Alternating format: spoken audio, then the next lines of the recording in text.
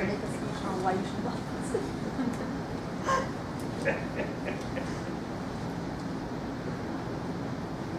As we were talking earlier, as you know, the challenge with speaking is to figure out what are you going to do? What are you going to do up there? And that's the challenge of Toastmasters. Toastmasters has the book, you go through it. And the challenge I had, maybe you face it too, I went to the book, but at the end I thought, I'm not necessarily a better speaker. In fact, I know a lot of people went all the way through Toastmasters books and they weren't really good speakers.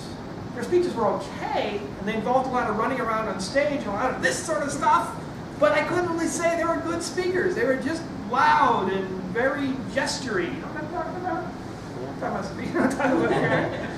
So I didn't know what to do. So, okay, well, this Toastmaster thing is good. It's got a lot of techniques and stuff, but it's not helping me become a better speaker. What do I do? So I didn't know. So I went around to different people, and after a while, just studying it, researching it, finally with the help of actually my mentor, Bob, like get it at Starbucks. We kind of meet at Starbucks, you know, and talk. There's somebody you meet at Starbucks, you can chat back and forth. So I do with Bob. He's a tall guy, nice guy, blonde hair, professional speaker. Most importantly, he said, Tim, what you need to do is you need to understand the 4 acts. It just like a play can have 4 acts. Your speech is 4 acts. An A act, a C act, a T act, an S act. You have to have all 4 acts when you have a good speech. So, well, Bob, what are you talking about, these 4 acts? And then he started explaining to me. That's what you're going to find out about today. A process you can use with any speech, any time, to really create a good speech on the fly. You can do this on the fly, you can do this over time. The better you work in these 4 acts, the better you get. It's so engrossing, Sophia has some time to thank you. That's a great compliment. So anyway, A act, C act, T act, and that's the first act is attention. It's all about your audience. You want to get the audience's attention, right? Right from the very beginning. So how do you do this? And here's a simple thing you can do. And if you're already here, you already know the answer. Use the you.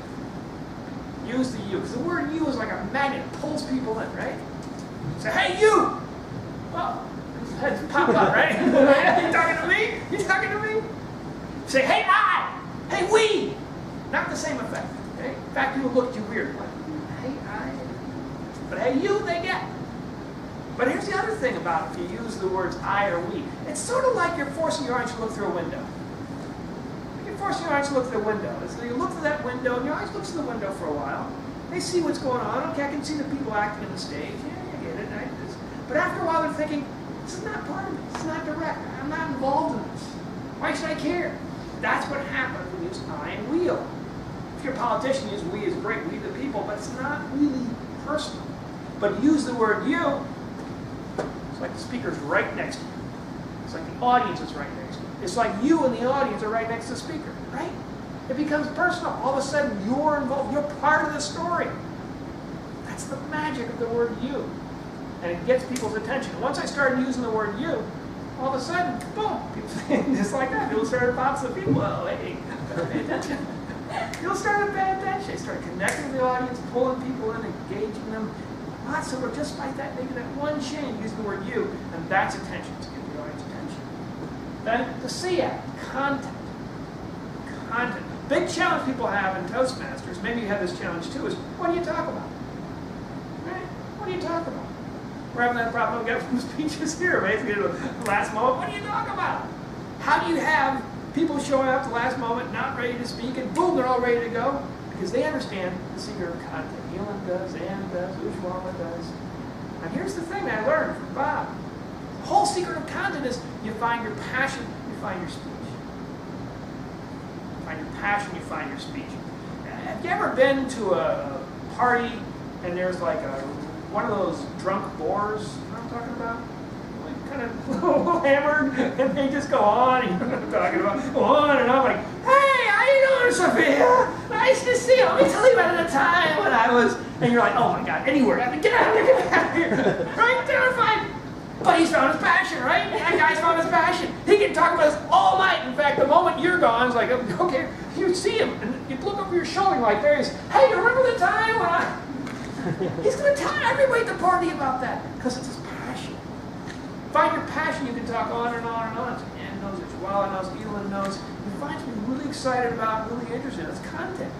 It gets you up there. It gets you talking. It gets you going. And that's the big secret of content. So once you get that, so great, you got their audience attention, you've got content you're passionate about. There you go. You're halfway there. But the thing is, a lot of people stop there. They figure, well, you know, hey, I got the audience attention. I like it.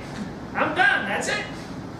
And you may have heard these speeches. They go on a lot. It's like, I'm talking about what I like. I got your attention. I'm just not going to shut up, and you can't go anywhere. So it's all good. They're called business presentations. Maybe you've heard them. Right? They go on and on and on. Got your attention, got the content. You're like, why am I here? Why am I here? And that brings up the TIAC technique. Whole secret of technique. Technique is basically, okay, I understand what you're talking about. Now, how do I do it, right? How do I do it? If you just answer that, okay, you've got people interested in the content. How do I do something with that? You ever hear the Nike expression, just do it? And think, if I knew how to just do it, I would have just done it. Right? That's technique. You gotta give the audience a technique afterwards. This is how you do it. This is the way you do it. This is the way everything fits together. And that's why technique is so important. Once you get people with the, great, you got their attention, you got the content, this is how we do it. And the simple secret of technique is what you gotta listen to Bob explain to me. Great to have a technique, but people gotta remember it. You see the phrase that stays. Phrase that stays. You may be wondering, Tim, what the heck is a phrase that stays? It's just a phrase, like 10 words or less, they're going to stick in your head. Like phrase that stays. It's a little musical. It's a little interesting, a little short. Use the you. Find your passion, find your speech. There's a little bit of a musical quality to them. That's going to stick in your head. That's going to stay. So you remember them afterwards. So long as this thing is done, you might, oh, the 4 acts, attention, content, technique. It's like, phrase that stays. Yeah, content. Excuse me, technique. Content. Find your passion, find your speech.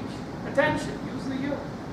You'll probably remember those, whether you write them down or not, because they're going to stay because they're that memorable. I know they're memorable, not because I'm such a great speaker, but because I've tested them out, borrowed them, used them, and they do tend to stick in people's minds, right? Right? Okay, you're almost there. Some people stop there. Hey, got their attention, got the content, I got a technique, I'm done. That's it. Again, business presentation. Sometimes they'll give you a technique. And then you leave, and you're sort of, the first thing you start thinking is, okay, I know what you're supposed to do, but why should I do that? You ever get one of those presentations, they go through this, like, okay, here's how you're supposed to do this, okay? And you're like, I get how I'm supposed to do it. I don't understand why I should care. Why does it matter to me? Why should I bother doing that? That's the S act of selling. Selling. Because even once people understand how to do something, you got to sell them on it. For instance, I can give you a very easy technique. I can say, all you need to do is give me $1 million. Okay? Give me $1 million, we're good. How many people here are wondering, Tim, why should I give you $1 million? Hey, the technique is clear enough. Give me $1 million. Gotta explain why. The secret of why, some simple, powerful thing you do with why when the last things last. Last things last. The last thing you say will last in the audience's mind. So if you give them a simple next step to take, probably take it. Probably take it. So it's got to be simple.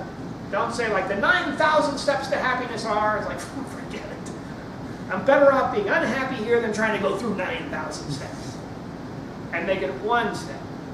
One simple next step. Last things last. And that's the 4 acts. Attention, content, technique, and selling. Once you start using these, you'll discover the whole simple way of going through a speech. All of a sudden, the Toastmasters books will start being more a matter of, here's different ways to fill in some of the gaps of these different methods.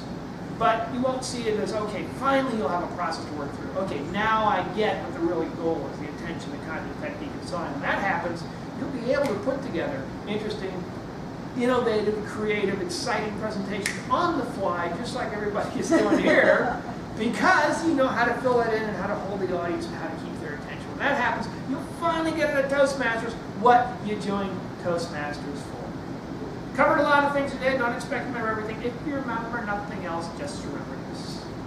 The very next speech that you do, always remember, use the you.